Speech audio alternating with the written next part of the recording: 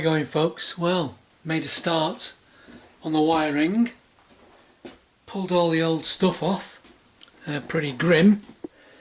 There's quite a few repairs in there as well, but unfortunately, you know, it goes brittle and hard, the outer casing, and some of the connectors are not very good, and there was live feed sticking out everywhere. And I also replaced the cable, the soldered cable, the one that goes to the dip and the horn. Unfortunately I didn't have, that was the rubber underneath, I had to make one of those. So yeah, that's gone and ripped out. That was the Mark 1 edition. So I just ran through it in my head. There was a few things I wasn't happy with. So this is the Mark 2, which is what I've used. And in the end I ended up using trailer, 1.1 mil squared 7-core trailer cable. Very flexible, multi-core, nice stuff. Plus the white one in the middle is 1.5 mil squared, so that was the, you know, the main power feed to the headlamp. So I did a bit of a CAD. So obviously it's only in draft because I've got to prove that everything works. There's going to be some changes, obviously something won't be right. You never get it right first time. I see the earth's missing line off there anyway, but yeah. But I used the configuration of the Lucas 2-position switch, standard ignition switch. That connection now is not coming off the ignition switch. It's going to come off terminal number 6. So that will change a little bit anyway, because you can't have the 4 wires coming off the ignition switch, as I just found out. So that was another downside. I put my new piece of cable on the ignition switch, but you need the 90 crimp shoes on there, otherwise the hood won't go on. But I've replaced all the other bits of rubber that I could find. So that was the oil pressure switch, that was the grommet where the wiring comes through into the headlight, that was the backing of the dip, main and horn. Oh, and I did also manage to get the 2-pin connector inside that housing quite nicely, so you can't, so I didn't have a join anywhere in the cables, because I'm trying to do it with none or absolute minimum joins. So that's going to be that switch, and the numbering should be correct. Obviously it'll only be a small fire if it's not. So the start I've already made is I've ran the 7-core, and it runs lovely round there.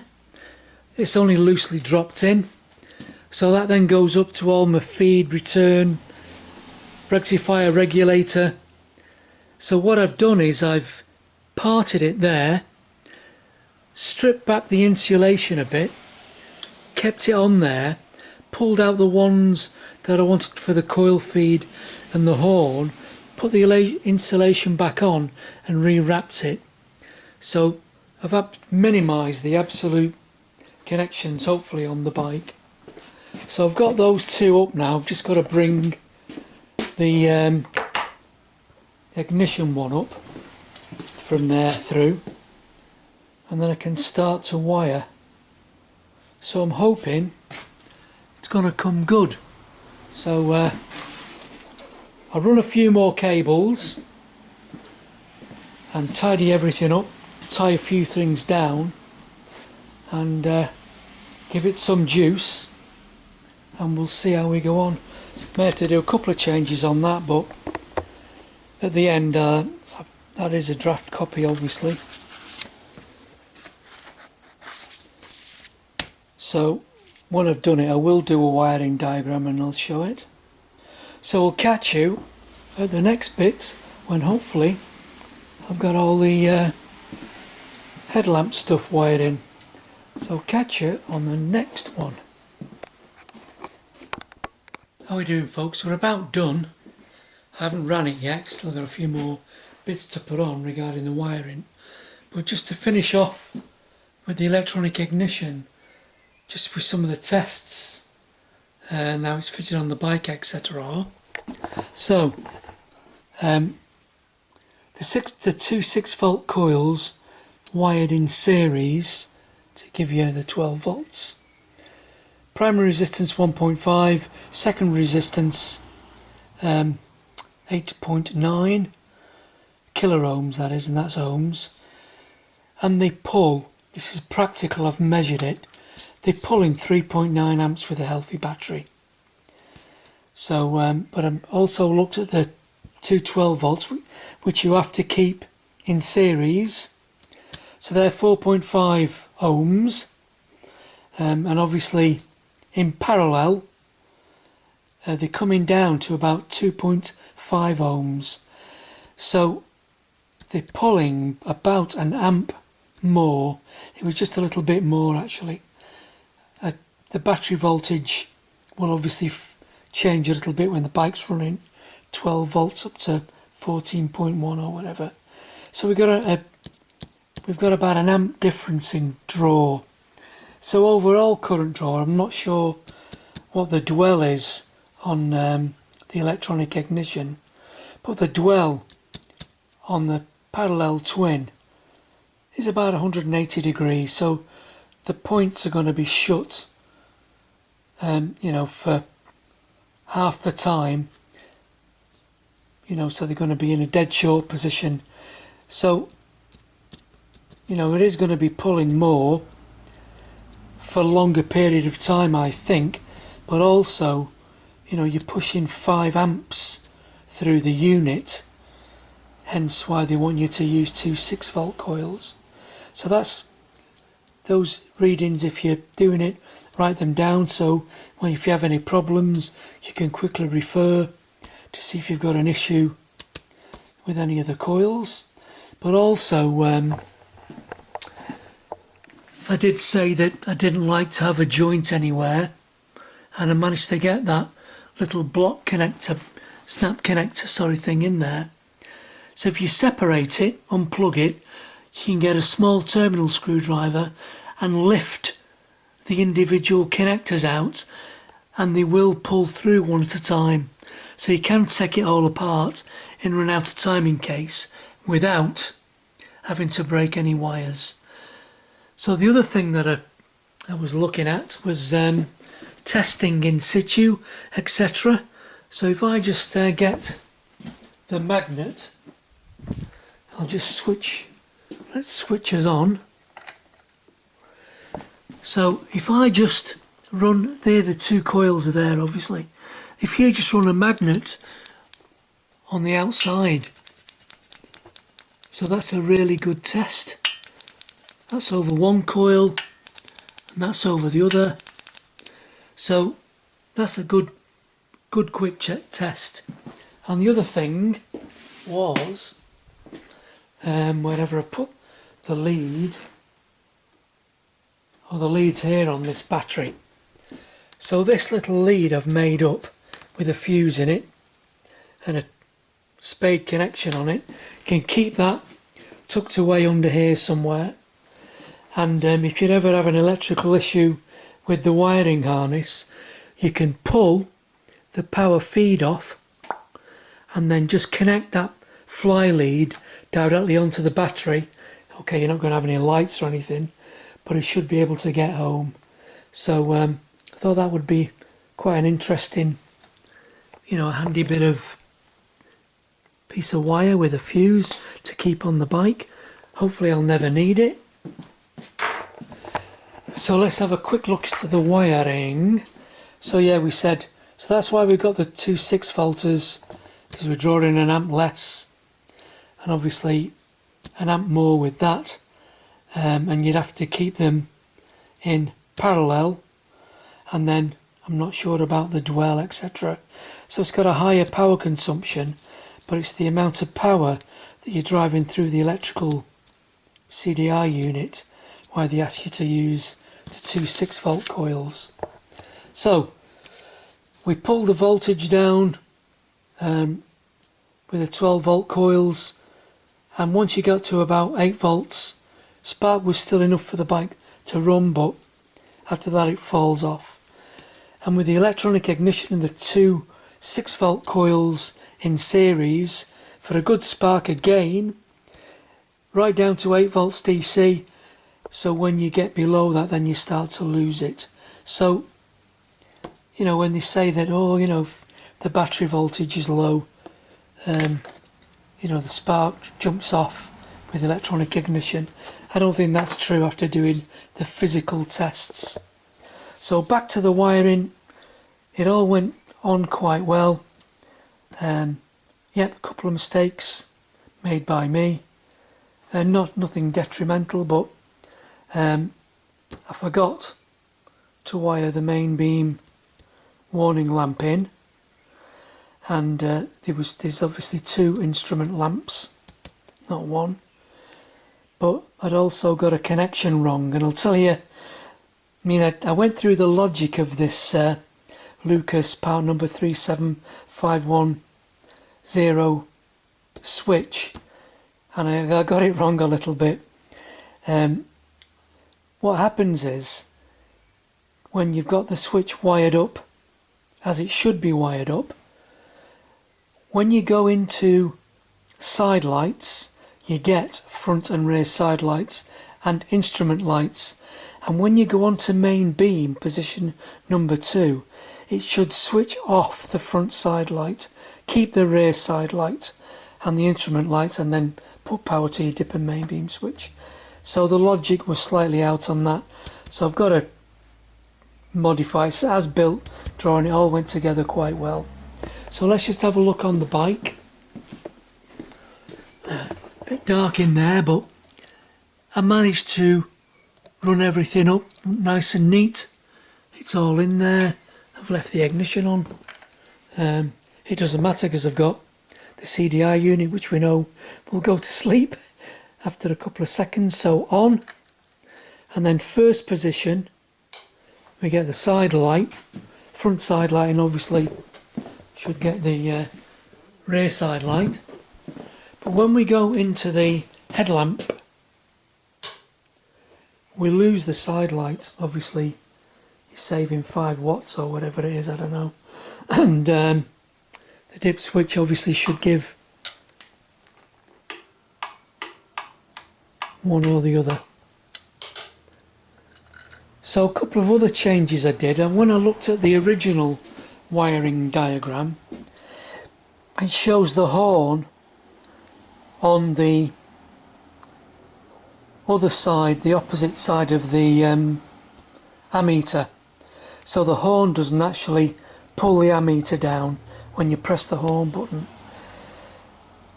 But also, because I wanted to save on the wiring and the connections, I wired the stoplight switch on this side also of the ammeter. So on this bike, when you press the horn with the ignition off, it'll go, and when you stand on the brake with the ignition off, the brake light will come on. And the other thing that I changed was you could turn the lights on with the ignition off, which I know it's probably a legal thing for the UK, I don't know, but I did have the bike ones that I took to a show that was wired like that, and somebody must have been playing or messing around with it. The keys were obviously out, but somebody had put the lights on and they'd been on all afternoon. When I got there, the battery was flat. I did find out what it was. I let it stand for half an hour. I got in, the battery recovered enough for the bike to start.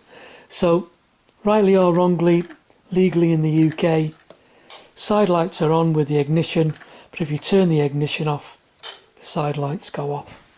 So the only other thing I've not put in yet was the This is a buck converter. I normally shove one of them in the headlight. It knocks it down to 5 volts and you've got your USB female or whatever, so you can run your webcam or charge your phone up or whatever it is. But it's nearly there. I haven't ran it, but I've checked everything. So that goes on there. The little, tighten the strap up. That's the strap off the seat, and I was wondering what wire was that supposed to be connected to. So I think we are actually there. I'm going to start to nail it up now. So looking at the wiring itself with my single, there's obviously this was my 4-core from the dip and main beam switch. Then there is another one in there which is from the ignition switch, which is a 3-core, because I had to run the extra wire because didn't want the lights being able to be switched on with the ignition off. So that's why you need to push the extra wire down. So there's 3 wires off the ignition switch, so I use the 3-core for that. 7-core for the spine, and then the only other thing that I omitted was you've got the instrumentation. So you've got the 2 positives in my case, because it's positive earth, to the bulbs, and if you have to run a return because these are rubber mounted and they need the earth. So that's all the wires that come in there. So there we are. So I've clipped the wiring harness. I'm just going to say separate to the cables. I have done. Now I've got to take that cable tie off. I wanted the wiring harness not to be tied down with the cables. I'll have to cut that one off and put that underneath the cable, so if you're ever changing a cable you're not taking the wiring harness apart for any reason. So the 7-core comes down, it sends the few cores back to feed the coils and to feed the horn and the oil pressure switch. I've used, apart from the single power feed going in, they're all bolt-on connections for the vibration. I don't want anything coming loose. I don't think it's going to happen on this one, but like maybe on the Bonneville vibrate, the 650s vibrate a bit more, but because this is an over square engine you don't seem to get the same resonation through the bike. But I've just wanted to securely make as many bolt connections as I could instead of just using you know, this push on spades. So there's our fuse, there's our connectors for this unit, and the connector for that unit is down there somewhere, there, and there's the plug for it underneath. So it looks pretty tidy, hell of a lot better than the original harness. So all I've got to do now is just finish this diagram off, draw it up a little bit neater, and obviously nail the bike back up and give it a run. So the last one on this series will just be a couple of minutes just looking at the updated wiring diagram, and I think we're there. So I think it's been a success, quite pleased with it, and obviously the wiring's already lasted 50 odd years that was on the bike, so there's no reason with this setup with all new wires that when I'm gone or whatever somebody will still be riding round on this, and the electrics will still be good. So catch you in a short while for the nail up and the official finished copy of the wiring diagram as built to match the bike. So I'll catch you in a short while. So we're done, it's all nailed up. I have given it a quick run, no problem. No change in the running, obviously, since we put the electronic ignition in. Just see a bit of the harness there, but I'm not sure how it is on the original. Yeah, and there's our, obviously that one's static because that one's the dip, and that's the only one, and there we go. So it folds quite nicely.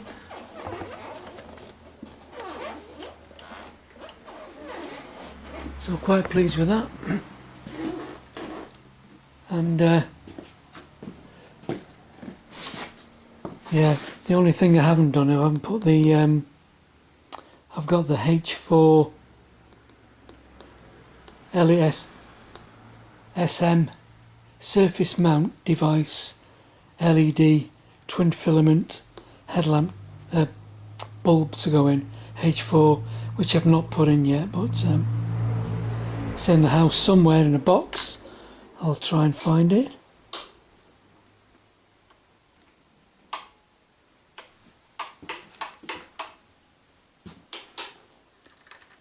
And there we go. So regarding the wiring, that's the finished documento. So I'll try to get my big head out of the way. So if you kind of stall the video, you'll be able to, if you want to use it.